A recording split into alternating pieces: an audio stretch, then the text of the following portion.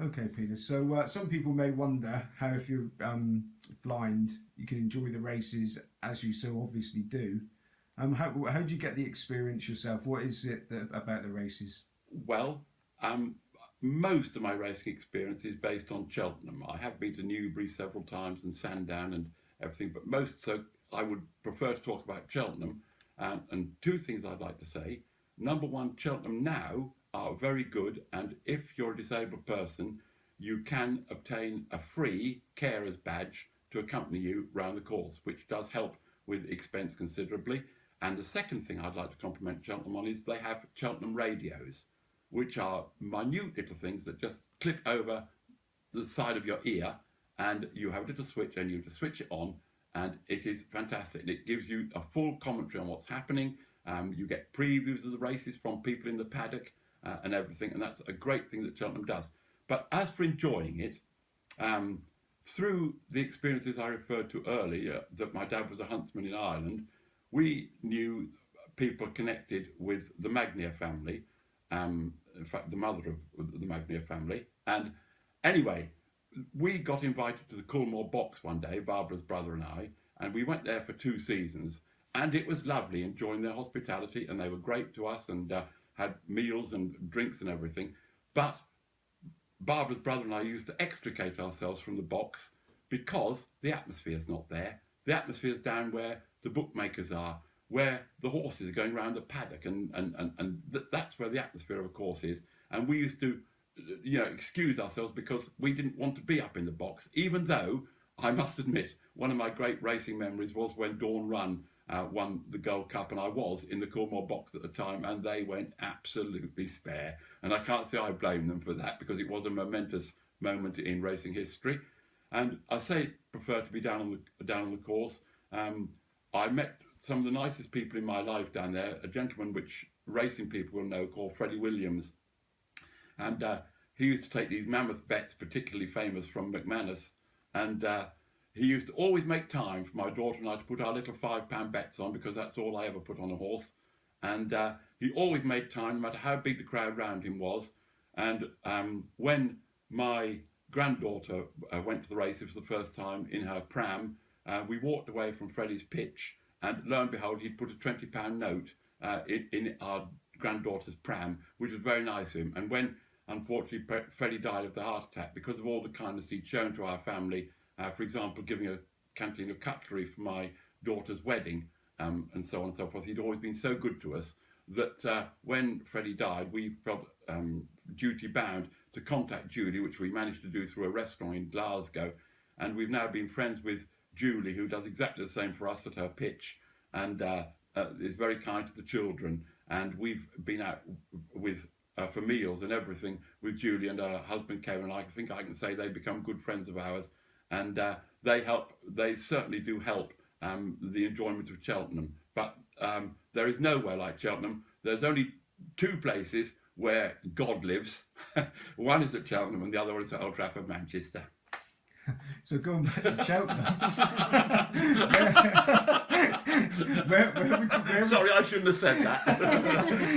but it's our joke. We said when we're getting it, we said we're a God's own country now. It's just a joke, I'm sure the Manchester United fans out there will be pleased to hear it. But when you're at Cheltenham, where is your favourite position to take in the actual racing? My favourite position to take in the racing is down on the rail. In the enclosure, in the club enclosure, down on the rail, where you can see the horses come out and going down on their way to the start. And what particularly my grandson, when he goes, enjoys is cheering the jockeys on their way back. And I have to say, some of the jockeys are really good, particularly, if I may say so, Richard Johnson. If you say, well done, Richard, he always says thank you. And even to a little boy. And Barry's very good as well. But it's part of his enjoyment, and it's part of what we enjoy, being able to see the horses come back. And so that's my favourite place to watch it. So what's your most memorable day at the races been? For what reason? My most memorable day? Oh, it's hard to pick a most memorable day. Desert Orchid winning the Gold Cup. I didn't back it, but having been there for that moment was absolutely huge. It was threw our hats in the air and everything. That was a momentous moment. I have to say, one of the things I'll always remember, even though it didn't relate to me financially, it was just one of those moments.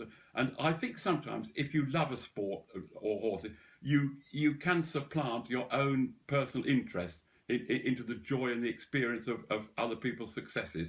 And a horse success like that is, truly good.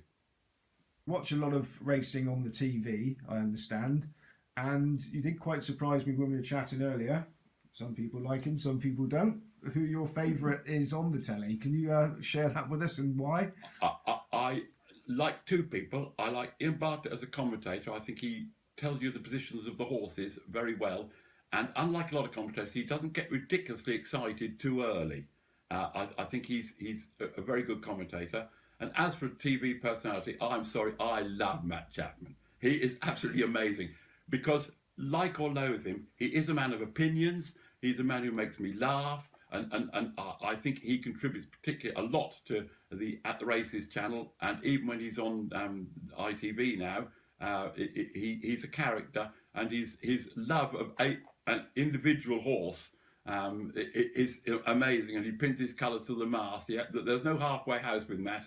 It's all or nothing, and I think he's very good. But I have to say, as I've got older, being 77 and a half now, I don't go to the races as much as I should or as much as I want to. Partly because I can't drive myself there, and so on and so forth. Partly because I invested in RUK.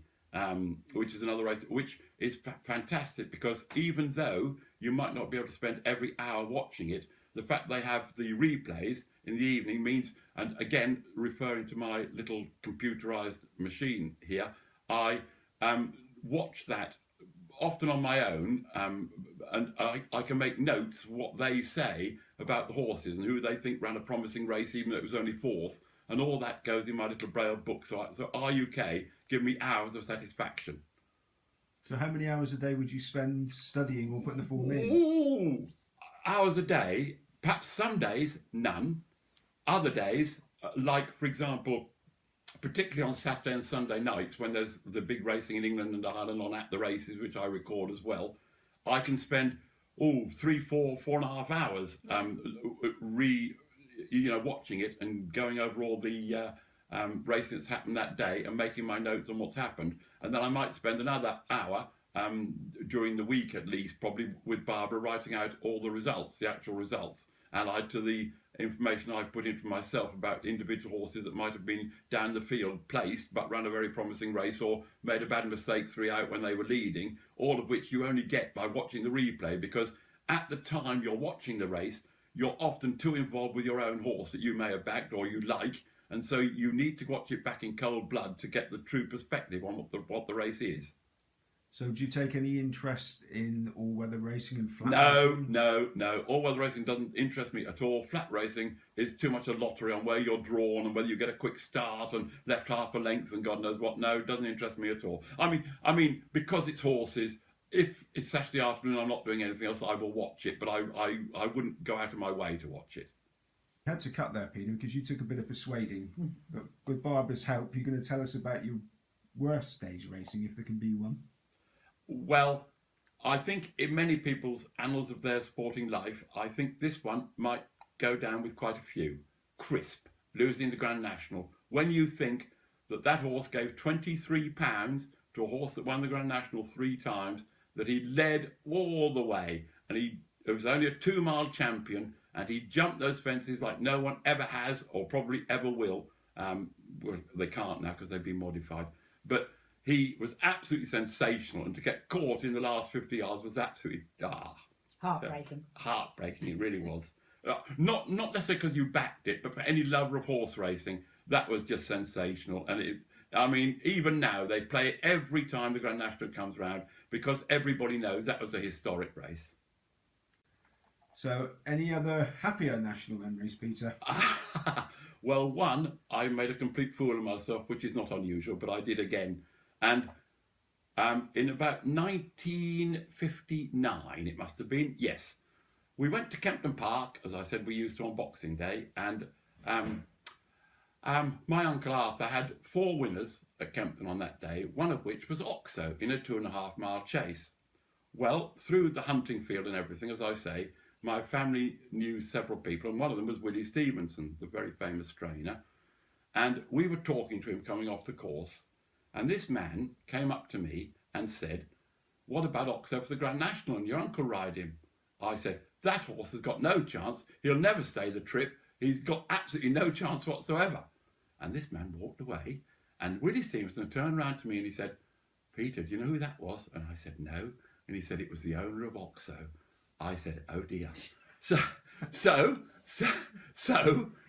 I went back to school and I told all the maids, "Oxo's going to win the Grand National." And lo and behold, he did. And I used to get second helpings because I was at boarding school. I used to get second helpings of food and everyone was so happy. And believe it or believe it not, it's a long story, but I used to have several drinks with John Biggs, the owner of Oxo, in a little pub that was no longer exists called the Pewstown Arms. And he and Willie Stevenson used to call in there on their way back from Cheltenham for the festivals. And I've had several drinks with John Biggs and we always laughed about it. And one thing we were talking about earlier as well, poor Richard Pittman was crisp, but then Dick Francis with Devon Lock, every year he must have been dreading Grand National Day coming around, watching that happen again. But I understand there's a family connection to that race. I have to say something about all these things, the sad things that happened at the time, like that. Let's face it, Dick Francis made a lot of his name through that event, and I would suggest that Dick Francis in some ways owes some of his success in his books, etc., to the fact that happened. But funnily enough, I was quite happy about it in a way, though I didn't like it at the time because I don't like anything like that happening to a leading horse. But in a way, because Green Drill, that again my mother's brother Verdi Buick trained, was second to behind ESB, so it had some compensation.